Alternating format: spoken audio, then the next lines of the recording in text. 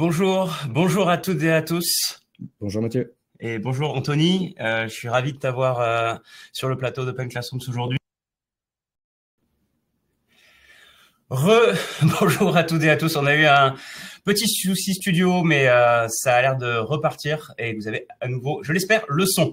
Je m'appelle Mathieu Nebra, je suis cofondateur d'Open Classrooms et j'ai aujourd'hui l'honneur d'accueillir Anthony Babkin en studio. C'est moi qui ai de la chance. Oh, merci. Trop sympa. En studio, dans les studios d'Open Classrooms. Aujourd'hui, c'est la keynote d'ouverture d'Open Orientation. Open Orientation, c'est quoi? C'est 2 jours pour aider à l'orientation et à la reconversion professionnelle, organisée par Open Classrooms, donc aujourd'hui et demain. On va commencer cette keynote, donc Anthony et moi, par parler des métiers du numérique, comment se reconvertir dans les métiers du numérique, quel est l'impact notamment de l'IA sur ces métiers, parce que je sais que vous êtes nombreuses et nombreux à avoir des questions par rapport à ça. Et ensuite, dans la suite de la journée, aujourd'hui et demain, vous aurez d'autres webinaires, d'autres sessions que je vous invite à consulter et à participer, notamment comment bien préparer son CV, comment choisir sa formation, comment fonctionne la formation, etc. Donc voilà, beaucoup d'événements. Et je vous retrouverai aussi d'ailleurs demain matin à la même heure avec un autre invité de marque. Combien de temps on a? On a à peu près 1 heure ensemble, donc 45 minutes. Anthony et moi, on va échanger et parler des métiers du numérique, comment y aller, comment ça se passe pour les gens qui démarrent dans ce secteur et aussi quel est l'impact de l'IA sur ces métiers. Donc 45 minutes d'échange et 15 minutes de questions-réponses. Donc je prendrai mon téléphone et je lirai les questions que vous avez, qu'on me partagera depuis la régie. Donc n'hésitez pas à poser les questions. Je sais que vous êtes nombreuses et nombreux, donc on pourra peut-être pas répondre à tout le monde, vous m'excuserez. On essaiera de le faire aussi par écrit. Et pour notre part, on le fera un petit peu à l'oral. Mais Mathieu, on s'est pas présenté. On s'est les gens ne connaissent pas présenté, mais effectivement, à toi l'honneur, tu commences. C'est gentil. J'allais peut-être te présenter. Tu es le cofondateur d'Open Classroom, pour ceux qui ne te connaissent pas. C'est ça. Et il semblerait.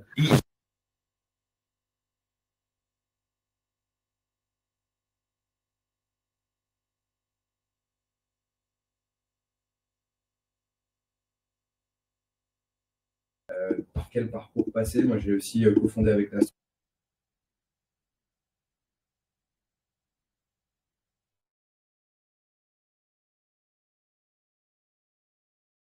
complètement désolé. Je continue sur ce que j'étais en train de dire. Je m'appelle Anthony Babkin. J'ai cofondé une asso d'égalité des chances qui s'appelle Diversity Days. Notre métier au quotidien, c'est aider tout un tas de gens en France qui doutent de leur place dans la tech, dans les métiers du numérique de manière large, à trouver leur place. Et donc, il s'agit de parler de reconversion professionnelle. Donc, ça va être aussi un peu le fil rouge dans l'échange avec Mathieu. On va parler évidemment d'IA, mais de parler de ce qui peut vous aider dans cette reconversion-là, souvent en raison de son âge, son genre, sa zone géographique, et puis plein d'autres choses. On peut douter de sa place dans ces métiers. Et donc, mon rôle, à travers un dispositif qui s'appelle le Déclic numérique tout au pluriel, c'est de vous faciliter la voie.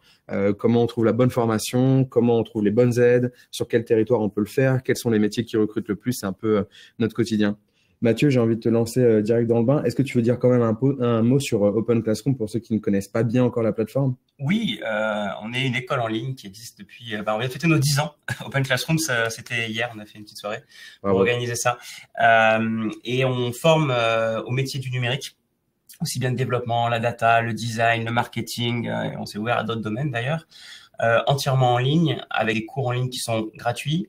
Et un accompagnement ensuite, si vous souhaitez aller plus loin, vers un métier, à l'accompagnement d'un mentor, avec des projets à réaliser, un diplôme. Et surtout, le but, c'est que vous trouviez un job. C'est vraiment notre intérêt. Combien de personnes accompagnées depuis la création? Aussi, on a sorti des chiffres hier, évidemment, mais il y a 7 millions et quelques de comptes qui ont été créés depuis une dizaine d'années sur Open Classrooms. Et il faut compter environ 350 000 membres connectés chaque mois sur Open Classrooms. Il y a un tonnerre d'applaudissements, je crois, en ligne au moment où on se parle. Voilà, donc il y a beaucoup de monde sur Open Classrooms. On est très content et très fiers d'aider beaucoup de gens sur la reconversion professionnelle. Mais en fait, ce qui nous intéresse, c'est que vous trouviez un job. Donc, chez nous, il y a un truc qu'on regarde particulièrement, c'est le nombre de jobs que vous trouvez. L'année dernière, on a aidé 44 000 personnes dans le monde à trouver un travail. Incroyable. Voilà, donc c'est notre enjeu et cette année, on va faire encore mieux, c'est prévu. On est fiers du Made in France. On essaye. Et donc, vous avez compris pourquoi on a invité Anthony, du coup, c'est aussi pour parler de croire en vous et de lever les freins, parce que souvent c'est pas une question de compétence que vous avez, c'est aussi parfois une question de frein. On se dit le secteur n'est pas accueillant pour moi parce que je ressemble pas à la personne typique qu'on imagine dans la tech, etc. Et toi, tu as plein d'histoires et toi, tu veux promouvoir la diversité, montrer que c'est possible. Donc, on en parlera aussi. Bien sûr. Mais c'est le gros du travail de l'asso, en effet, changer les représentations. Voilà. Aujourd'hui, beaucoup de gens s'autorisent pas à y aller parce qu'ils se disent, en fait, c'est pas fait pour moi, ça me ressemble pas. Il y a un stéréotype qui est encore bien réel d'un homme plutôt 30-40 ans, grande école. Très clairement. Et en fait, on voit plein de gens qui ont réussi à prendre leur place, qui n'ont pas forcément aujourd'hui ce parcours-là. Donc, c'est un peu l'idée que je me fais de l'asso, de se dire, propulsons ces gens-là, montrons-les en masse pour faire en sorte que plein de gens se disent, c'est peut-être fait pour moi. On attaque sur l'IA. Ouais, allez, c'est parti. Alors, chapitre 1, chers amis, on va parler de comment l'IA bouleverse les métiers du développement web. Et donc, pour ouvrir le sujet, j'ai l'honneur de poser une question, moi, à Mathieu, sur, pour toi, quels sont aujourd'hui les gros enjeux de l'IA sur le marché du travail? Les gros enjeux de l'IA sur le marché du travail, c'est que déjà, le marché du travail réalise que l'IA est là. Je pense que l'IA, on parle notamment d'IA générative avec ChatGPT. C'est pas le seul truc, hein, mais c'est le gros truc dont on ne peut pas ne pas parler. C'est la montagne. C'est ça. C'est plus énorme que la plupart des gens peuvent l'imaginer en termes d'impact sur le monde du travail, mais la vie en général. Tu as des exemples qui te viennent comme ça? Des exemples, oui. J'étais hier chez moi. J'ai des arbres qui sont en train de mourir dans la haie de mon jardin. J'ai pris une photo. J'ai envoyé à ChatGPT. Je me demandais c'est quoi cette espèce d'arbre et pourquoi est-ce qu'il est en train de mourir. Et la réponse qu'il m'a donnée était bonne parce que je savais que j'avais fait venir des spécialistes. Ça, c'est un truc de la vie perso, tu vois. Mais c'est voilà, aide-moi sur tel truc, etc. Donc c'est une sorte de super aide, super assistant. Et pour le travail, clairement, ça en est. Donc, pour répondre à ta question, moi, ce qui me fascine, c'est que les entreprises globalement sont à des niveaux très variés d'adoption de l'IA. En gros, elles commencent à peine à réaliser qu'il se passe un truc pour la plupart.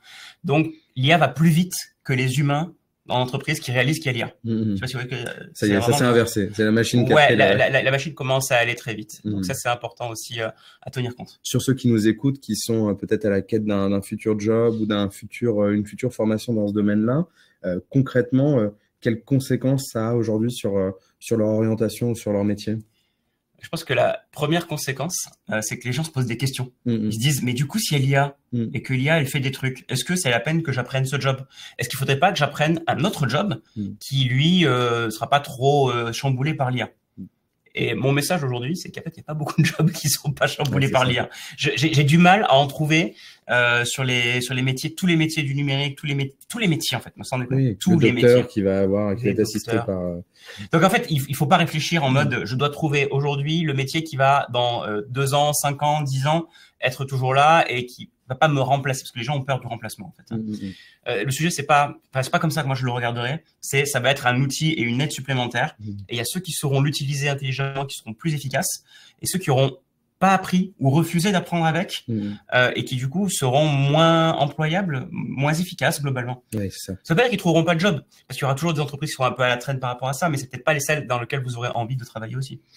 Ce qui est intéressant, c'est qu'il y a un chiffre, moi, que je cite souvent sur le futur du travail. Il y a 80% des jobs d'ici 2030 qui n'existent pas encore. C'est ça. Donc, on voit cette recrudescence aussi et ce besoin essentiel de se former en continu.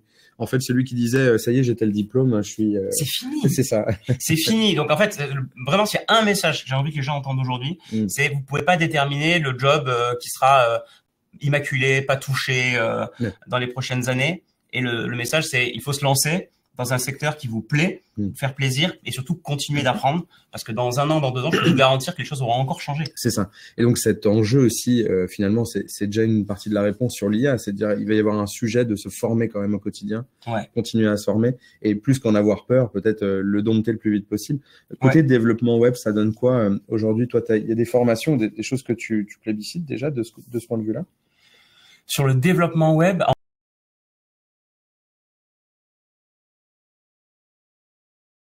en rapport avec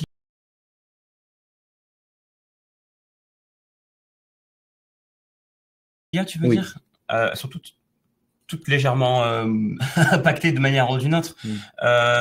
Non, je vois pas de différence dans les langages, dans les métiers même du numérique. Parce que finalement, Open Classroom, l'entreprise en elle-même, je travaille avec des gens qui sont ces métiers du numérique. J'ai des gens du développement informatique, bien sûr, mais j'ai aussi des product managers qui travaillent avec eux. J'ai aussi des designers, des marketeurs, etc. En fait, ils sont tous en train d'utiliser des outils d'IA. Ouais, c'est ça. À des niveaux variés. C'est le meilleur compagnon. Mais tout le monde l'utilise.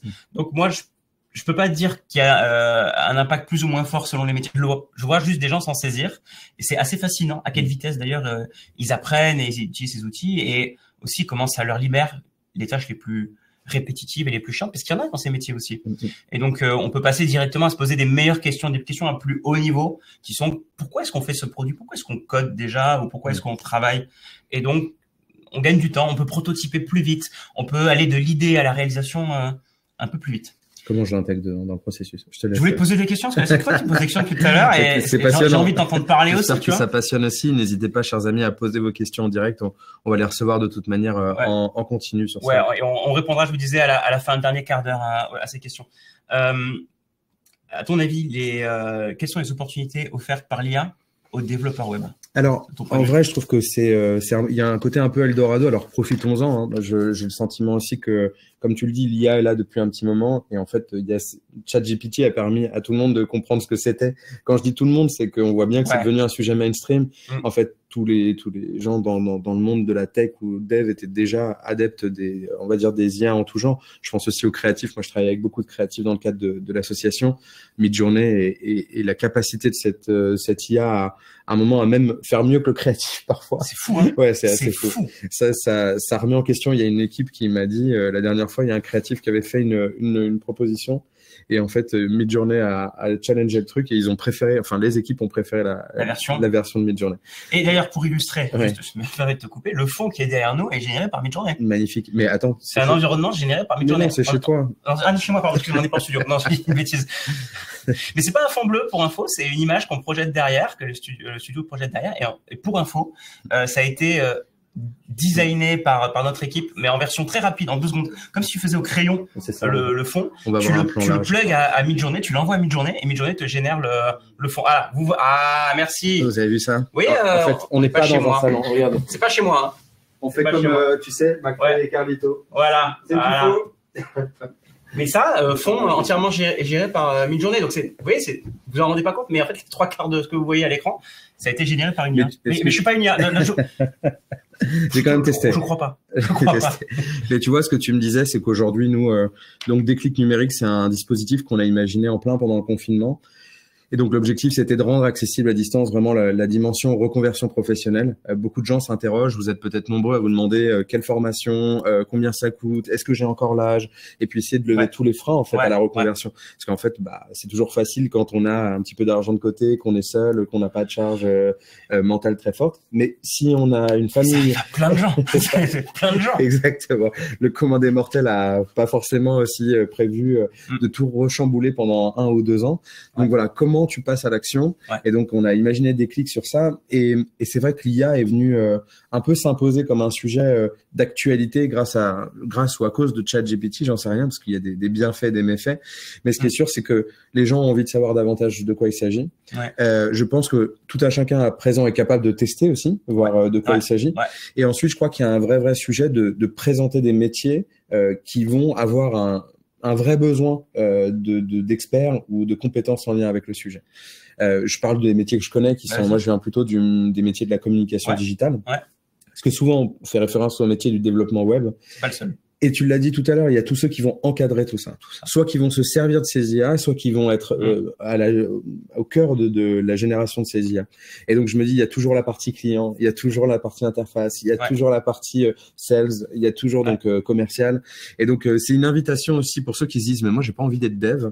Il y a tout un tas de métiers. Absolument. Je dis souvent que les métiers du numérique, c'est une famille de 800 métiers. Comment on ouvre finalement le panel et qu'on montre aux gens que c'est pas que tiens, tu vas être derrière ton écran à faire des lignes de code, tu vas peut-être être demain dans une logique du X ou UI design, à interroger des gens, à voir comment ils se servent de cette IA ou cette future, parce que disons-le, les startups aujourd'hui de la tech, donc on parle de 120 boîtes, on va dire 160 boîtes en moyenne qui font la tech en France. Aujourd'hui, elles vont de manière native aussi devoir changer leur business model. C'est-à-dire que parfois elles étaient une interface plutôt classique. Elles vont se dire, OK, comment nous, on réinvente notre métier à travers une IA. Donc, il va y avoir aussi cette concurrence-là. Donc, il va y avoir en effet besoin de dev, mais pas que. Et c'est important de dire ça parce que pour des gens qui sont finalement de l'écosystème tech, pour moi, c'est une invitation à regarder toutes les formations qui existent et dans votre domaine d'activité, dans votre domaine de prédilection, si vous avez une appétence pour la com, il y a des métiers en lien avec la tech et la com. Si vous avez une appétence pour le design, il existe des métiers. Si vous avez une appétence pour le commerce, donc voilà, c'est chercher aussi les cœurs de métier. Et le message que je donne des fois à des membres de ma famille aussi qui me posent la question, mais Mathieu, quelle formation je devrais faire pour avoir une chance de trouver un travail demain? Je dis, c'est pas comme ça qu'il faut réfléchir. Prends le sujet qui te plaît, qui te fait triper. Toi, Anthony, c'est la com. Eh ben, tu fais de la com. Et tu réfléchis pas forcément à est-ce qu'il va y avoir du job tout de suite. Il faut te lancer dans un secteur qui te parle et ensuite d'affiner, de te rediriger parce que tu peux pas anticiper tout à l'avance. Bien sûr. Donc oui, si le code vous plaît et que c'est votre truc et vous sentez que vous avez une appétence pour ça, vous faites ça. Si vous sentez que c'est autre chose, et ben il y a d'autres formations, il y a d'autres métiers, mais il faut aller vers de préférence sur un truc qui vous plaît et pas juste on vous a dit qu'il y avait du job. Bah, si c'est possible, prenez un truc qui vous plaît, quoi. C'est une bonne transition sur, pour toi, est-ce qu'il y a une ou plusieurs compétences qui vont devenir incontournables au regard de ce sujet IA? C'est-à-dire qui est peut-être un peu transversal à toutes celles dont on a parlé. J'ai envie de dire, avoir le réflexe de parler à l'IA. Je pense qu'il y a un truc générationnel qui est en train de se créer. C'est que comme nos parents qui savent pas trop utiliser les téléphones ou les mots de passe, moi je suis tout le temps en train d'aider mes parents. J'ai oublié mon login, mon mot de passe, Mathieu, comment on fait, etc. Et ben j'ai l'impression que nos enfants, le truc qui va se passer, c'est que eux ils seront nés avec l'IA, donc ils auront l'habitude de parler avec l'IA. Ils auront le réflexe et ils oseront lui poser des trucs. Oui, poser des bonnes requêtes. Et ben, le premier truc, c'est même pas poser des bonnes requêtes, c'est déjà penser à lui parler. Oui, je pense que c'est la première étape, c'est réaliser qu'elle est là et qu'on peut vraiment lui parler et lui poser des questions. Et ensuite, réaliser qu'on peut lui poser des questions extrêmement précises ou lui faire des demandes assez complexes parce que c'est devenu un couteau suisse. C'est pas un outil qui fait juste un truc. Tu peux faire de la traduction, tu peux faire de la correction orthographique et grammaticale avec, tu peux faire de la génération d'images, tu peux faire de la retouche mais juste à la voix, tu peux parler en direct. Enfin, moi, je pense à un exemple tout simple. J'avais un événement il y a pas très longtemps et je voulais proposer à ce qu'une deuxième personne participe. Il fallait vraiment que je sois très convaincant. Du coup, j'ai expliqué à ChatGPT que vraiment le cadre avec les bons mots, les personnes que je voulais interpeller, pourquoi. Il m'a fait une lettre. C'était beau? Du futur. C'était beau. Mais incroyable. Ah ouais. Genre, je l'ai fait relire donc il y avait une fille de mon équipe qui avait fait une première version, moi une V2. Et on regarde la V3 proposée par ChatGPT, elle était tellement plus puissante. Donc en effet, tu as raison, il y a un réflexe aussi de se dire ok, ça fait partie intégrante de mes outils de travail, et donc comment je les intègre dans mon quotidien. Et ensuite comment j'apprends à faire des bonnes requêtes, parce que comme d'habitude, c'est pas un magicien. Et très important, comment vous gardez votre esprit critique. C'est vous qui dirigez l'IA, c'est vous qui lui demandez des trucs, elle va vous répondre des choses. Des fois, c'est des trucs super. Des fois, c'est juste complètement faux, on va dire les mots, c'est complètement de la merde. Il faut faire très attention à ça. Donc, on a aussi besoin de gens, moi, quand j'envoie des gens pour Open Classroom, donc qui non seulement ont l'habitude d'utiliser l'IA ou ont commencé à prendre l'habitude d'utiliser l'IA, parce que c'est quand même relativement récent, mais aussi qui ne prennent pas tout ce qu'elle donne pour argent comptant. C'est pas parce que ça a été produit par l'IA que c'est bon. Ça me rappelle ce qu'on disait dans les débuts de Wikipédia. Tu sais, finalement, c'est l'humain qui génère derrière. Donc, l'IA reprend finalement des requêtes humaines ou ce qui a été écrit sur les internets. Donc, il y a ce sujet-là aussi de comment elle se nourrit de choses qui peuvent être aussi des fake news ou donc comment tu apportes ta propre nuance, ton propre esprit critique sur ce que N'oubliez pas, c'est peut-être un peu ça le sujet, c'est vous qui pilotez l'IA et qui décidez ce que vous en prenez, ce que vous prenez pas, quand vous lui demandez pas. Et c'est de pas être l'inverse. Si vous faites pas attention, c'est l'IA qui vous pilote et qui vous dit de faire ça en quelque sorte, et vous suivez parce que vous pensez que c'est bon. Non, vous devez vous rappeler pourquoi vous faites ce que vous faites, votre métier, etc. Quel est votre objectif, et pas le perdre de vue. Et surtout, continuer à exercer votre esprit critique. Il y a une petite private joke dans l'équipe dans laquelle je suis, Diversity Days. Parfois, on utilise ChatGPT et il y a des gens de mon équipe qui me disent, moi, je lui dis systématiquement, salut, ça va? Et essaie d'être poli au cas où, au cas où ce soit lui qui prenne le dessus à terme. C'est marrant, et c'est un comportement qu'on a vu effectivement, et que parfois moi aussi en théorie, t'as pas besoin d'être poli, mais comme la réponse est tellement parfois confondante, tu te dis bon. Tu la remercies. Tu la remercies pour ton jardin. Voilà. On va vérifier. Je plaisante. Qu'est-ce qu'on voulait Mais je crois qu'on peut aller peut-être sur la partie 2. On a dit beaucoup de choses, ou alors peut-être que c'est le moment où on peut prendre quelques questions. Ça permet aussi à chacun de... Est-ce que vous êtes toujours présent? Est-ce que ça vous plaît toujours, chers amis? Est-ce que vous apprenez des choses? Est-ce que vous avez des questions qui arrivent en lien avec nos sujets? Parce que nous, on papote. On est dans le jardin de Mathieu. Je vais regarder sur mon téléphone. Non, pas dans mon jardin. Est-ce que vous aussi vous dites salut ChatGPT? Est-ce que tu vas bien? Alors, voilà, j'ai plein de... On m'a fait une sélection de messages, hein. Je les ai pas tous, hein. Mais j'en ai quelques-uns, on peut essayer. Quelle est la place du développeur web? Alexandre, qui pose la question. Quelle est la place du développeur web par rapport à l'IA? Sera-t-il toujours possible de trouver des postes en entreprise? C'est toi qui peux répondre à ça. Mais du coup, j'ai l'impression d'avoir déjà un peu parlé de ça, mais... Non, mais je pense qu'il y a un vrai question de fond de se dire, est-ce que nous-mêmes, on va être remplacés? Puis on voit que le no-code, etc., beaucoup de nouvelles technos prennent le dessus ou la place. Il y aura toujours besoin de gens pour développer. Exactement, ou pour diriger, ou pour faire d'autres choses, parce que du coup, ça libère du temps aussi. C'est vrai. Ça libère du temps pour faire des choses qu'on ne pouvait pas faire avant. Ce qu'on réalise pas aussi, c'est ça, c'est que ça ouvre de nouvelles perspectives. La réponse que je vais donner, les mots sont pas de moi, mais ça me parle vraiment que je dis ça.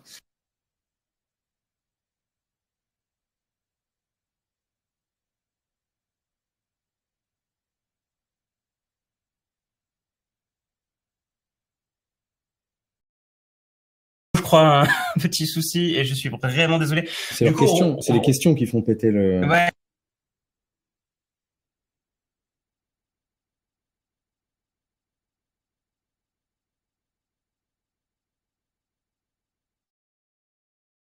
Quelque chose de plus classique parce que les internets ont raison de nous.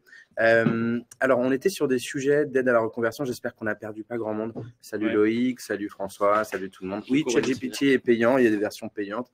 Moi, j'utilise beaucoup sur mon ordinateur. Il y a la version gratuite qui est toujours dispo. Puis, il n'y a pas que ChatGPT, il y a Bard aussi. Il y en a d'autres. Ouais. Il y en a d'autres. C'est intéressant. Midjourney, Bard et tout. C'est ça. Mais je trouve que c'est intéressant. Moi, j'ai posé la même question à différentes de ChatGPT et j'ai eu des réponses différentes.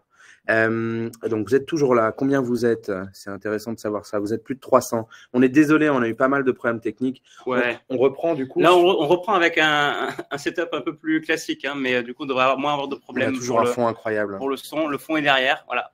Alors, la question que vous avez posée, c'est aussi quelqu'un qui était en début de reconversion professionnelle. Ouais. Et c'est la question que se posait cette personne. Fabrice disait comment pouvoir accéder à un poste en lien ou en utilisant l'IA alors que ma reconversion professionnelle n'est qu'au début. Ouais. Je pense que moi déjà, j'ai envie de dire, si tu es au début de ta reconversion professionnelle, explore. Essaye d'aller de demander de passer un peu de temps avec des personnes qui sont en activité, de voir un peu quel est leur quotidien, est-ce que ça te plaît, ça t'intéresse. Et ensuite, j'ai envie de dire, toutes ces rencontres-là qui parlent d'IA, qui vont te permettre de rencontrer peut-être des experts des différents métiers. Moi, je crois beaucoup à l'immersion professionnelle, d'avoir 1 ou 2 semaines avec un expert, une experte dans une entreprise qui serait spécialisée sur le sujet. Mais si c'est vraiment l'IA, j'ai envie de dire, fonce vers une jeune entreprise qui serait sur ces sujets-là ou qui a un gros enjeu de développement en lien avec l'IA, déjà pour te familiariser, voir ce que c'est, de quoi il s'agit. Mais en tout cas, moi, j'ai envie de dire le plus vite possible aller à la rencontre, on va dire, du sujet et te mettre en immersion professionnelle. On n'a pas eu de réponse sur le remplacement des devs web. Est-ce que les devs, on n'a pas eu de réponse. Est-ce qu'ils vont tous être grands remplacés? En fait, c'est toujours ce sujet qui revient, cette peur classique. Les métiers du dev web sont en train d'évoluer comme ils ont d'ailleurs déjà évolué ces 10-20 dernières années. Et ce qu'il faut bien comprendre, c'est que l'IA est un niveau d'abstraction de plus, comme les frameworks de développeurs étaient une boîte à outils qui vous permettait d'aller plus vite. Donc, les gens qui faisaient les choses très manuellement ou qui codaient à très bas niveau et faisaient des choses qui prenaient du temps, se sont fait remplacer par des gens qui savaient utiliser des frameworks à plus haut niveau, qui sont eux-mêmes fait remplacer par des gens qui savaient. Des fois, ils ne sont pas fait remplacer. Ils ont eux-mêmes, heureusement, évolué et ils ont continué à apprendre. Ce qui est sûr, c'est que si vous ne continuez pas à apprendre en continu, vous aurez des problèmes. Et je peux vous garantir une chose, c'est que, indépendamment de la formation que vous faites, du métier que vous faites, si vous ne continuez pas à apprendre, c'est la compétence clé, en fait, même, j'ai envie de dire. C'est celle de la veille et de la capacité à apprendre en continu. Vous avez besoin d'une sorte de requête pour vous lancer dans le monde de la tech, mais ensuite, il va falloir continuer. Vous ne pouvez pas passer 5 ans, 10 ans sans continuer à apprendre parce que les technos évoluent. Et donc, sur l'IA, imaginez, pour les gens qui connaissent un peu le code, que c'est un super framework. Parce que c'est le cas. C'est le truc, vous lui demandez et il vous fait un truc à plus haut niveau et donc, du coup, vous gagnez du temps. Donc, ce n'est pas l'IA qui fait les sites, c'est vous qui faites les sites, mais vous lui dites quoi faire. Donc, c'est savoir l'utiliser qui fait la différence. Comme vous savez utiliser un framework et comme ce genre de choses. Et on voit aussi que ce qui va être percuté de plus près, on voit, c'est une boîte française qui s'appelle Onclusive qui faisait de la veille, des piges presse. et qui a viré, je sais plus, 50% de ses effectifs en France, même un peu plus. Et en fait, c'était des métiers vraiment très basiques de photocopie, retranscription, etc. Et en fait, on voit qu'il y a quand même tout un tas de jobs qui sont dits très manuels ou très répétitifs, qui risquent en effet d'être remplacés par l'intelligence artificielle, mais pas que, par le dev web, par tout ce qu'on fait aujourd'hui. Moi, je le vois, j'utilise beaucoup Payfit, Conto, la suite, toute la suite dans le quotidien d'entrepreneur, on va dire. Et ça m'a fait gagner un temps fou. Mais à l'époque, il fallait que on va dire que je scanne toutes les choses, voilà. Donc, il y a un gain de temps et efficacité aussi derrière. Les sujets qui ont besoin d'être automatisés et même remplacés, je pense qu'on peut employer le mot, c'est les sujets répétitifs et chiants. Ouais. Les bullshit jobs, comme on les appelle, oui. C'est pour eux que je m'inquiète.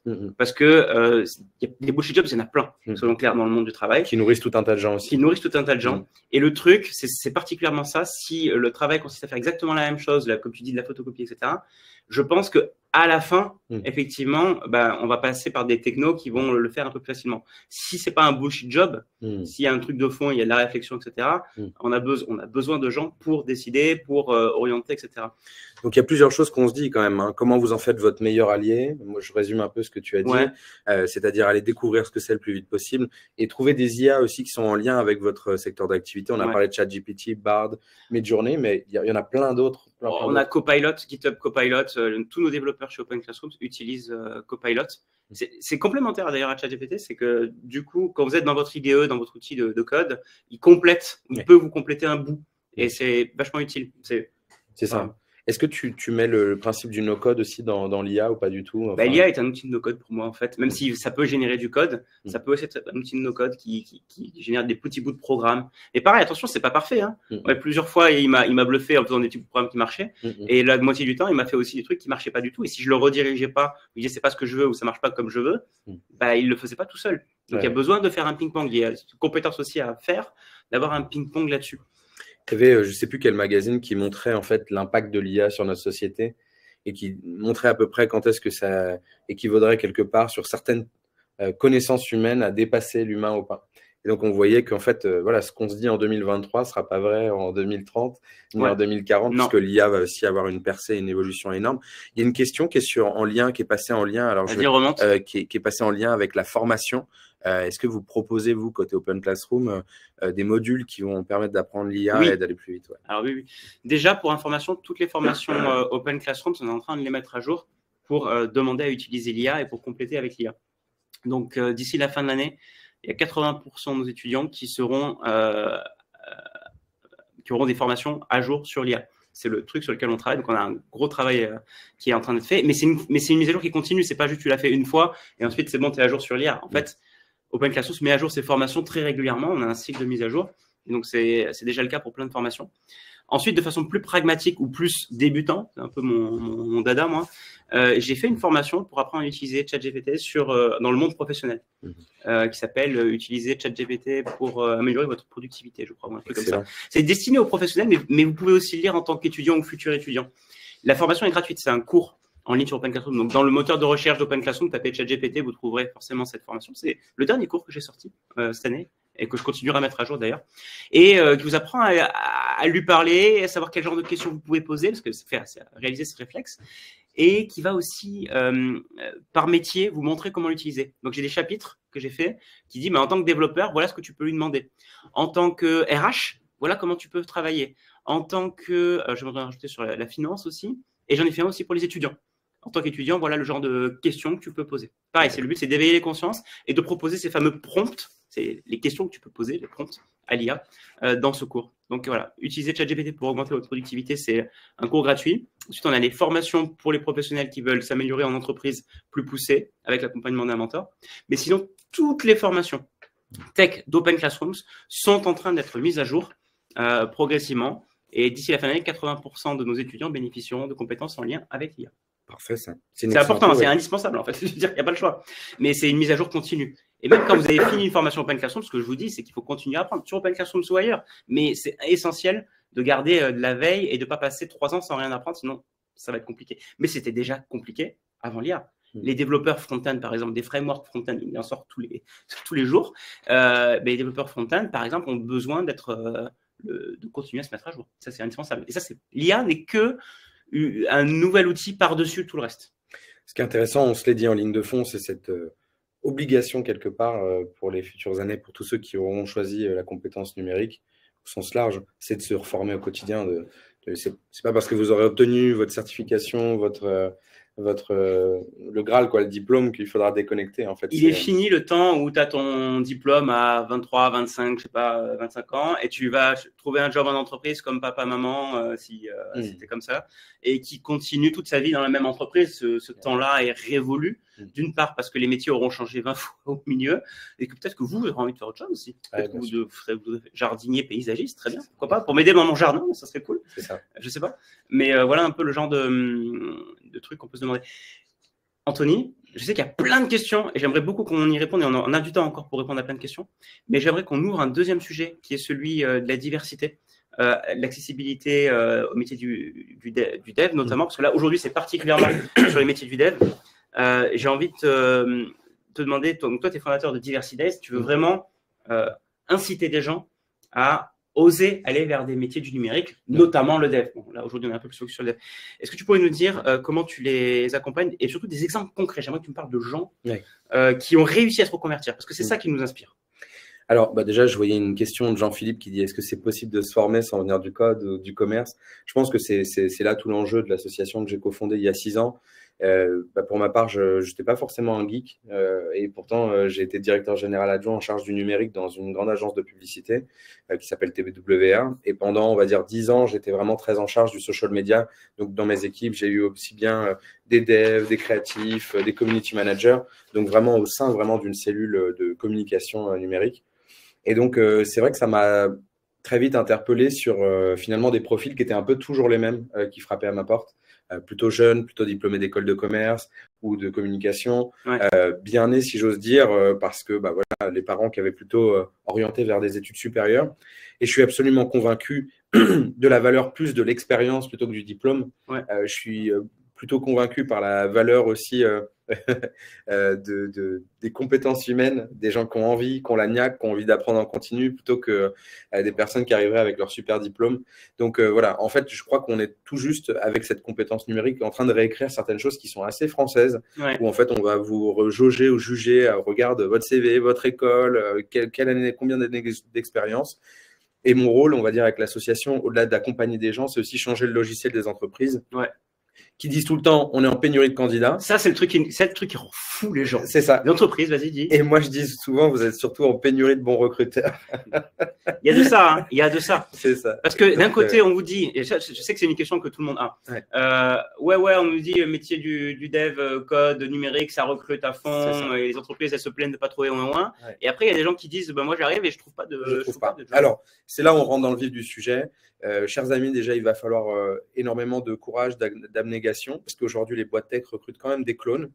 Moi, je fais ce constat quotidien de voir des profils qui se ressemblent beaucoup. Donc, plutôt diplômés, grande école, déjà pas mal d'années d'expérience, très grande ville aussi. Voilà. Enfants de parents qui ont déjà peut-être un cadre, CSP+, etc. Donc, je suis convaincu qu'il y a une nouvelle génération, et je ne parle pas d'âge, je parle d'une génération liée à notre époque qui est en train de prendre sa place dans ces métiers. Vous en faites partie, vous questionnez aujourd'hui, et bien vu sur le fait d'y aller. Maintenant, il y a toute la partie compliquée de l'acte de « Ok, je suis motivé à je trouve ma voie, à je trouve ma première expérience professionnelle ». C'est là où nous, notre asso a décidé d'agir, parce qu'en fait, on s'est rendu compte, et en particulier à l'après-confinement, était un vrai déclic pour les gens. Je nous remets dans le décor, on est en mars 2020, tout le monde doit porter le masque, on est à distance, on est contraint de télétravailler, pour ceux qui peuvent d'ailleurs. Et en fait, à ce moment-là, beaucoup de gens qui avaient déjà peut-être un intérêt, des questionnements sur les métiers du numérique ont décidé de se lancer. On lance une première promo test à distance. C'est plus de 500 personnes qui vont y participer. Et sur l'espace de 40 heures, l'objectif de Déclic Numérique, c'était de dire comment on lève tous les freins psychologiques, sociaux, financiers. Donc, comment, avec l'aide de Pôle emploi, l'AGFIP, plein d'entreprises tech dont vous faites partie, on arrive à faire en sorte de motiver des gens à y aller. Et je vois qu'il y a encore donc ce programme maintenant a accompagné plus de 10 000 personnes. Parmi ces 10 000 personnes, il y a 2 500, donc presque un quart, qui ont repris la route de la formation. donc qui sont peut-être dans votre cas actuel ou dans votre cas de demain. Donc, c'était plutôt un vrai levier, un levier d'émancipation pour des gens qui avaient envie de se lancer. Ça continue à l'être. On a des promos qui continuent. Pour ceux qui seraient d'ailleurs en situation de handicap et qui se questionnent sur leur place dans ces métiers-là, on fait une édition spéciale handicap qui est ouverte à tous, évidemment, mais avec des freins qu'on lève sur la question RQTH, sur la question du handicap invisible, sur la question des emplois adaptés. Donc, en fait, pour moi, voilà, il faut qu'il y ait un levier. Maintenant, j'ai plein de conseils à donner pour ceux qui galèrent à trouver leur première expérience professionnelle. Déjà, chers amis, comme toujours, il va falloir redoubler d'efforts et ne pas lâcher l'affaire. Je sais que c'est plus facile à dire qu'à faire, mais je me remets moi en condition. Il y a 10 ans de ça, je cherchais ma première expérience pro. C'est 100 CV envoyés, c'est une réponse et encore elle est négative. Mais alors, tu l'as raconté hier aux 10 ans, aux 10 ans d'Open Classrooms et j'aimerais même que tu reviennes un petit peu en arrière. Parce que je pense que c'est assez profond en fait, le sentiment de ne pas être capable, de ne pas croire en soi. Toi, j'ai cru comprendre qu'à l'école, tu n'étais pas. Moi, j'étais vraiment une vie. Très bon. Moi, j'étais. Raconte, mais dis-moi, parle de tes notes en maths. Ah non, c'est une cata, ça le serait toujours. Mais je pense qu'il y a. Enfin, en effet, on n'est pas fait pour l'école. En vrai, aujourd'hui, je dis souvent, j'étais un rond qu'on essayait de faire rentrer dans un carré. Je compare souvent l'école à un espèce de carré. Tu sais, tu as une case, tu as ta place, tu as la forme de la classe, tout est très carré. Et moi, j'étais plus rond, peut-être avec mes singularités. Bienvenue au club chez Ludovic. Donc voilà, cette obsession de faut être bon en maths, etc. On voit qu'il y a des cracks dans les métiers du numérique et qui sont peut-être pas dédiés au métier du code et tout ce qu'il y a autour, qui sont très très bons parce que ce sont des bons créatifs, parce que ce sont de bons designers, parce que ce sont des gens qui ont des idées. Et aujourd'hui, je vois plein d'entrepreneurs qui étaient nuls en maths ou nuls à l'école, qui ont réussi à prendre leur place dans la tech, à lever des fonds et qui ont déjoué les statistiques. Et donc, pour ma part, j'étais ce mauvais élève. Je dis souvent, pendant 10 ans, je me suis porté le bonnet d'âne. Tu vois, tout ce qui est en conséquence. Je pense que pour beaucoup d'entre vous aussi, il y a ce côté, si on n'est pas bon élève, c'est le syndrome de l'imposteur qui naît en conséquence. On se dit, on n'est pas bon, donc on n'est pas bon tout court. Et puis ensuite, vous remettez en question tout. C'est le moment où il y a la rencontre avec le conseiller d'orientation. On n'est quand même pas très bon en France, de ce que j'entends, des retours que j'ai. Et c'est le moment où là, on me propose un CAP cuisine. Exact. On t'a proposé un CAP cuisine. Un CAP cuisine, mais parce que j'aimais bien la cuisine. J'aime toujours bien la cuisine. Mais c'est vrai. mais il y a rien de mal à faire un CAP cuisine. C'est magnifique de faire un CAP cuisine, à condition déjà de le vouloir. Mais est-ce que tu le voulais? Non. Et puis la deuxième chose, c'est est-ce qu'on va enfin valoriser les filières d'excellence par le monde professionnel. C'est-à-dire que c'est très bien faire une filière professionnalisante. Est-ce qu'on vous dit qu'un jour, vous pourriez être chef étoilé dans un grand hôtel? Voilà. Est-ce qu'avec un CAP, ça suffira? Est-ce qu'on ne vous propose pas là, à un moment, et un bac pro, et un BTS, et une grande école? En tout cas, de se dire que vous pouvez viser l'excellence même si vous allez sur une filière professionnelle. Et aujourd'hui, ça, ce n'est pas le cas. Et donc, moi, ce que j'ai envie de faire passer comme message aujourd'hui, oui, la reconversion professionnelle ou l'orientation vers ces métiers, c'est un challenge. Est-ce qu'il va falloir redoubler d'efforts? Oui. Est-ce qu'il va falloir forcer le destin à aller à un certain nombre de forums de recrutement, vous faire accompagner, forcer le destin sur une boîte où vous avez vraiment envie de rentrer? Et moi, je dirais toujours, j'apprends, c'est mon seul module auprès des entrepreneurs qu'on accompagne avec l'association. J'ai théorisé la technique du forceur ou de la forceuse. C'est tous ceux qui vont forcer le destin. Je nous mets souvent en simulation. Donc, il y a un patron d'entreprise, il y a ces deux conseillers, et les deux conseillers vont faire un peu blocus. Et donc, je vais dire à la forceur ou forceuse comment elle force le destin avec son CV ou sa carte de visite pour aller vraiment au contact et dire j'ai très envie de travailler chez vous. Ça fait plusieurs fois que je postule, que je ne suis pas reçu. Donc, je dirais que va falloir un peu forcer le destin parce qu'aujourd'hui, l'état des discriminations dans le monde de la tech est bien présent. Ah oui, on peut le dire. Et il y a une étude qu'on a montée avec Diversidays et PwC qui montrait que l'état des discriminations, c'était presque une personne sur deux qui avait vécu une discrimination à l'embauche en raison de son âge et son niveau de diplôme. Ça, c'est les deux premiers facteurs. Et après, évidemment, l'ethnicité, l'origine géographique, sociale et le genre et plein d'autres choses peuvent rentrer aussi en ligne de mire. Mais voilà. Je vais peut-être regarder un peu les questions parce que finalement, je rentre aussi dans le vif du sujet. Ça va vite. Hein. Non, c'est pas foutu. Xavier qui dit c'est ma dernière chance pour pouvoir intégrer une formation. Si j'échoue, c'est foutu. Non. C'est jamais foutu de toute façon. Enfin, le concept, c'est que tu peux toujours rebondir et aller faire une autre formation ailleurs, sur Open Classrooms, etc. Donc, non, il n'y a pas de. Le truc qui serait foutu, ça serait que tu abandonnes dans ta tête. Je suis d'accord, il y a plein de vents contraires et de trucs qui n'aident pas, comme ces fameux recruteurs qui veulent 15 ans d'expérience et un bac plus 5 systématiquement. Ça, c'est des trucs qui rendent fou. Et puis, on a Ludovic, par exemple, qui dit 54 ans, situation de handicap et son état de santé l'oblige à changer de parcours. Il se trouve très seul. Alors déjà, Ludovic, il faut que je te parle d'un programme qui s'appelle Talent Digital avec un H, Talent Digital. qui a été, qui est co-créé avec plusieurs organismes de formation et soutenu par la GFIP. Et je t'invite aussi début novembre à participer à Déclic numérique pour bien comprendre aussi les différentes opportunités qu'il y a. Et bien sûr que le handicap aujourd'hui est un frein très identifié à l'emploi. Ouais. Une personne sur deux en situation de handicap en France est demandeur d'emploi. Donc, il y a encore un gros travail à faire sur les entreprises, encore plus celles de la tech, pour les forcer à recruter différemment. Ce qui est sûr, c'est que en fonction des choix de formation, de reconversion que vous allez faire, il y a une pénurie de compétences. Je parlais hier des métiers de la cyber. Il a manqué sur donc 80 000 emplois non pourvus dans la tech. 15 000, c'était des emplois dans la cyber. D'accord. Et donc, il y a cybersécurité. Donc, ça veut dire qu'ils ont trouvé que 25% des candidats. Imaginez si dès demain, sur le marché du travail, vous arrivez avec cette compétence-là et pouvez prouver, attester que vous êtes compétent sur ce sujet. Et justement, ça revient souvent sur ce sujet. Prouver, attester que vous êtes compétent sur ce sujet. Ouais. Le problème est le problème de la rencontre aussi du candidat et de l'entreprise. Et c'est vrai que vous fassiez une alternance, donc vous cherchez une entreprise avant de démarrer votre formation, ou que vous ayez fait une formation et après le diplôme, vous cherchez une entreprise. Dans les deux cas, c'est le même problème. C'est comment vous parlez le même langage avec le recruteur. Et j'ai un conseil important à donner là-dessus. C'est de montrer ce que vous avez fait, ce que vous savez faire, même à titre personnel, associatif ou quoi, tout ce que vous pouvez faire. Il faut que vous montiez votre portfolio de projets qui montrent vos compétences. Ne venez pas à reculons, à vous excuser de ne pas avoir 15 ans d'expérience, comment on les calcule, j'en sais rien. De toute façon, moi, je les ai même pas, des fois, ces années d'expérience. De temps en temps, je peux pas postuler, donc c'est assez ridicule. Oui, il faut pas lire les offres d'emploi en les prenant pour argent comptant. Il faut arriver avec des démonstrations, montrer ce que vous savez faire. Et là, d'un coup, le recruteur passe à un autre mode. Au lieu de regarder votre technicité d'ailleurs, ou votre niveau de diplôme, ou vos années d'expérience, il va s'intéresser à ce que vous savez faire. Et ça va changer complètement le discours. Donc, monter un portfolio de projet, c'est vraiment important. Et c'est ce que vous faites dans les formations Open Classroom, je préfère le préciser. Oui, clairement. Et je vois Quentin et d'ailleurs Pascaline qui réagissent un peu de la même manière sur le fait de dire, mais en fait, nous, on est en galère, on a des expériences et on envoie plein de CV tels des bouteilles à la mer. Moi, déjà, j'ai envie de dire, première chose, chers amis, ne doutez pas de vous. Parce que vous pouvez douter de votre démarche, mais à force d'avoir des réponses négatives, on finit par douter de soi. Donc, j'ai envie de vous apporter le maximum d'énergie, de force à distance, de dire ne lâchez pas. Ne lâchez pas parce que c'est parfois le 101e qui va payer. Deuxième chose, tu as dit un truc très, très important. Comment vous valorisez au maximum les expériences déjà acquises, soit dans le passé, soit actuel, dans vos cours. Tiens, on a fait tel dossier, on a rendu tel projet. Valorisez-le comme un projet sur lequel vous avez travaillé proactivement. Je crois beaucoup aussi au freelancing.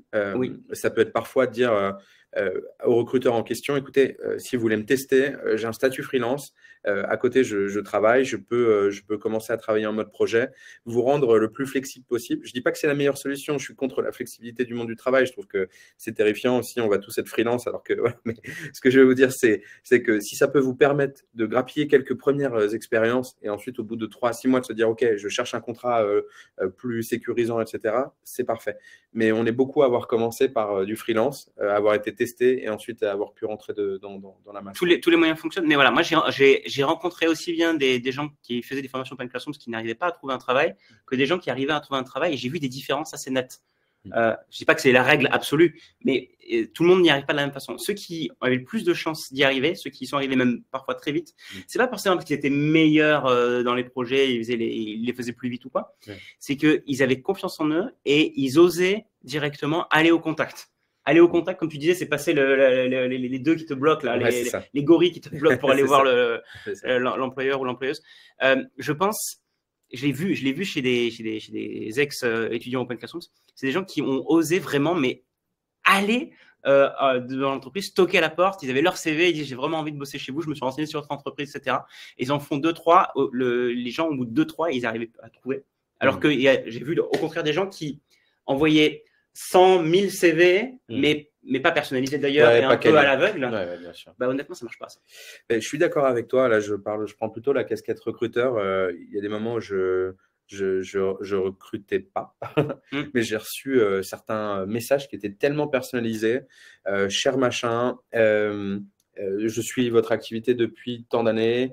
Bravo pour ci, ça, ça, ça. Je suis admiratif de ce qui a été fait par vos équipes sur ci ou sur ça. C'est renseigné sur toi. Exactement. À l'occasion de tel événement, je vous ai entendu dire ci ou ça. Et là, t'écoutes. Ben là, d'un coup, le mail, tu le lis parce qu'en fait, il t'est adressé déjà. Ouais. Alors, je sais que c'est des démarches qui sont plus longues, mais il vaut mieux. Et en fait, je me dis, mieux vaut 2-3 mails bien calibrés que 200 mal calibrés. Ouais, c'est ça, exactement. Et souvent, on rentre aussi dans une démarche. C'est plus facile à dire qu'à faire parce qu'on n'est pas à votre place. Je sais, on donne des leçons alors que. C'est pas des leçons, c'est des retours d'expérience. On essaie d'aider en tout cas. Mais, ouais. Et je pense qu'il y a un sujet quand même de personnalisation des demandes qui est essentiel. Et c'est vrai qu'on rentre à un moment. Ouais, c'est ça, mail copier-coller. Oui, faites gaffe à ça. Et alors, il y avait une autre. Attends. Anthony, bonjour. Avez-vous pu accéder à cette formation à l'aide d'un niveau élevé Ils se parlent entre eux. Là, ah oui, d'accord. Ok. Non, juste, j'en profite pour dire par rapport à ça, au fait d'envoyer peu mais bien ciblé, l'IA peut vous aider déjà à personnaliser la lettre et le message. Donc, n'ayez pas peur de dire l'entreprise c'est ça, elle fait ça, etc. Est-ce que tu peux modifier mon CV pour mettre en avant les compétences qui sont recherchées par cette entreprise ou mon mail de motivation. Là, utilisez ChatGPT, même en version gratuite, vous aurez des très bons résultats, mais personnalisés. Là, l'IA vous turbocharge. Là, elle peut vous faire vous passer de 2-3 lettres de motivation à 100 lettres de motivation dans la demi-journée, mais personnalisées. Donc, l'IA, là, c'est malin. J'ai juste, je ne peux pas m'empêcher de faire des pubs pour mes cours, mais j'ai sorti un autre cours cette année pour trouver votre premier job de développeur. Ça s'appelle trouver son premier job de développeur, d'ailleurs. Donc, cherchez dans le moteur d'Open Classrooms. Et il donne des conseils, exactement ce genre de conseils. Ne pas envoyer sans CV, les personnaliser, etc. Donc, aussi, jetez-y un œil. Moi, j'avais peut-être une remarque aussi sur ce qu'on se disait par rapport à… Alors, je regarde, il y a plein de questions, je suis désolé. On n'y arrive plus. Mais merci, chers amis, déjà, merci d'être à nos côtés. Je vois Nathalie, que je connais bien, qui dit capitaliser aussi sur ses soft skills. Je crois qu'il y a quelque chose aussi d'assez important. Moi, c'est un tips que j'ai. En région, je vois énormément d'entreprises et plutôt ce qu'on appelle des PME, TPE plutôt que des ETI, c'est-à-dire des entreprises de taille intermédiaire. Tout le monde rêve de travailler, je pense, dans les top boîtes du Next 40, voilà, c'est-à-dire les classiques, Blablacar, Swile, etc. Moi, je vous invite vraiment à cibler aussi des boîtes qui sont parfois en région, un petit peu plus éloignées aussi peut-être de votre giron grande entreprise, mais qui sont en galère. Beaucoup de boîtes. Moi, j'ai le souvenir d'une boîte qui était en Vendée, en région, une belle boîte, une belle boîte industrielle qui m'avait dit, mais en fait, nous, on vient de recruter quelqu'un, mais de toute façon, j'ai pas eu le choix de le recruter parce qu'on n'a eu qu'une candidature. Donc, ça veut dire que parfois, recherchez dans votre territoire aussi des boîtes qui sont peut-être moins shiny. Moins connues, mais qui cherchent. Mais qui cherchent. Et ça veut dire aller taper dans ce lot de boîtes-là. Et en fait, ce sera une première expérience, peut-être celle que vous recherchez. Je réponds en particulier à la personne sur la question de l'alternance. Et en effet, sur les soft skills, je pense que c'est essentiel. Valoriser aussi qui vous êtes, les collaborations réussies, demander des lettres de recommandation à vos anciens recruteurs. Enfin, tout ce qui peut valoriser votre parcours et votre savoir-faire, c'est essentiel. Ne jamais l'ignorer, encore plus si vous êtes en reconversion. Anthony, non, c'est juste pour faire le timekeeper. Là. Il reste 2 minutes et je voudrais qu'on finisse à l'heure parce que les gens ont peut-être des obligations et tout. Donc, oui, on pourrait. C'est trop frustrant. Il y a plein de questions. On a envie de répondre, mais peut-être qu'on va se diriger vers un mot de la fin là pour dire en gros le message, parce qu'on a envoyé plein de messages que tu aimerais que les gens retiennent après cette session, toi. Moi, je vois que il y a une vraie accélération. En fait, on parle donc. Je vais revenir sur peut-être la demande en lien avec les métiers et dont l'IA va faire évidemment partie. On parle aujourd'hui de 945 000 emplois à pourvoir dans le numérique en 2022. Il y en avait presque 10%, donc 80 000, entre 80 et 90 000 qui n'étaient pas pourvus l'année passée en France. Ça va s'accélérer. Donc, vos compétences, votre savoir-faire est attendu. Là où on peut commencer à en douter, c'est lorsque vous cherchez et que vous ne trouvez pas. Et donc, moi, ce vrai conseil, c'est 1, ne pas lâcher. 2, personnaliser les demandes, faire vraiment du one-to-one. Sortez de chez vous, chers amis. Je sais que parfois, c'est aussi en lien avec, ça peut être un handicap moteur, des moyens limités, etc. Mais dès que vous le pouvez, et d'ailleurs, si vous êtes inscrit à Pôle emploi, vous pouvez parfois, il y a des aides qui sont proposées pour vous rendre à un salon, etc. Mais il faut vous montrer votre tête, montrer votre pogne, sortir, même si à un moment vous cherchez du télétravail, c'est pas un sujet, mais il faut aller au contact. Oser lancer, relancer une boîte, toujours avec finesse, en ciblant bien des gens qui sont dans dans certaines entreprises, je donne l'exemple de l'agence de communication dans laquelle j'étais, un directeur conseil, par exemple, reçoit peu de CV. Souvent, ça va être adressé aux la DRH. Donc, essayez d'identifier dans une entreprise avec qui vous aimeriez travailler, essayez de la contacter via LinkedIn. Bonjour, je serais très intéressé à l'idée de travailler avec vous pour telle raison. Est-ce que vous auriez un mail? J'aimerais vous envoyer ma candidature. Bon, à la recherche d'un CV, d'une alternance. Voilà. Et c'est comment vous lâchez pas et surtout comment vous mettez dans une démarche qui consiste à se dire je vais trouver. Parce qu'en fait, c'est vrai que ça peut décourager au bout d'un moment quand c'est le bon site. Oui, en effet, Daniel, c'est bien ça, Déclic Numérique. Et donc moi, je me dis c'est plutôt une invitation à prendre son courage à deux mains, à se dire que cette reconversion, c'est une aventure, qu'il va y avoir des obstacles. Et d'ailleurs, je le dis à ceux qui nous suivent, qui ont suivi Déclic Numérique ou ceux qui suivent Open Classroom, prenez des cafés ensemble, voyez-vous, partagez-vous les bonnes offres, vraiment l'entraide qui est en voie de disparition. C'est exactement ça. Il faut compter sur l'entraide et ça fonctionnera parce que certains m'ont dit tiens, je suis dans telle boîte, ils recherchent aussi. Voilà. Et donc je vais finir aussi là-dessus pour donner mon conseil. Je t'ai déjà donné tous les trucs qui me paraissent essentiels de croire en soi, etc. Moi, j'ai donné un truc un peu pratico-pratique. C'est vous dire, on a vraiment mis en place des nouveautés aussi sur Open Classroom qui permettent d'être mis en relation avec des recruteurs. Pour ça, il faut candidater. Vous avez un lien pour candidater sur l'accueil d'Open Classroom un peu partout. Et vous avez une série d'écrans où vous donnez des informations pour savoir un peu quel est votre niveau de formation actuel. Si vous n'avez pas de diplôme, c'est très bien aussi, il n'y a pas de problème. Mais dites-le clairement. Si vous avez des handicaps ou quoi, n'hésitez pas à le dire parce que ça va nous aider à vous aider en fait. Toutes ces informations, donnez-les nous. Devenez candidat. Une fois que vous êtes candidat, on va vous aider à trouver des financements pour votre formation. Il y a plein de financements, il y a beaucoup d'argent pour ça. Et notamment, une entreprise en alternance, c'est un des moyens. Et si vous allez jusqu'au bout de cette candidature, vous pouvez apparaître sur ce qu'on appelle une marketplace, un endroit où les employeurs, on les amène pour qu'ils voient des profils en recherche d'alternance. Et ça marche pas parce qu'ils peuvent filtrer par région, ils peuvent filtrer par formation que la personne veut faire. Donc voilà, candidater. Et derrière, on a plus de 1000 entreprises par mois qui viennent chercher des candidats sur Open Classroom, sur cet espace pour les employeurs. Donc, c'est un moyen de faciliter aussi la mise en relation. Voilà un peu mon message un peu pratique pour vous encourager à vous lancer et à avancer, à avoir une action précise. Magnifique. On remercie tout le monde. Merci à toutes ces personnes qui se sont inscrites, qui ont beaucoup échangé de messages. C'est trop sympa. J'espère que vous avez pu vous entraider aussi, parce qu'on n'a pas pu répondre à tout le monde. Ouais. Et vraiment, j'ai envie de dire, fouillez sur le répertoire Open Classroom. Rejoignez-nous sur Déclic Numérique en début de mois de novembre. Si ça peut vous éclairer la route. Et surtout, on met beaucoup en avant des personnes qui ont pris leur place et qui vous racontent aussi comment, quand c'était compliqué, ils ont réussi à trouver des solutions. Merci aussi à Mounir, à Nathalie, à Ludovic, enfin les plus actifs sur ce live, Anthony également, Fred, Muriel, Fabrice, voilà. Merci à tous de nous avoir suivis. Et on croit en vous. On croit en vous maintenant. C'est comme ça qu'on croit en vous. C'est comme ça. C'est ça. Exactement. Allez, bonne journée et bonne suite avec Open Orientation. C'est 2 jours sur Open Classroom en ligne. Merci. Salut. Force à vous l'équipe. Salut.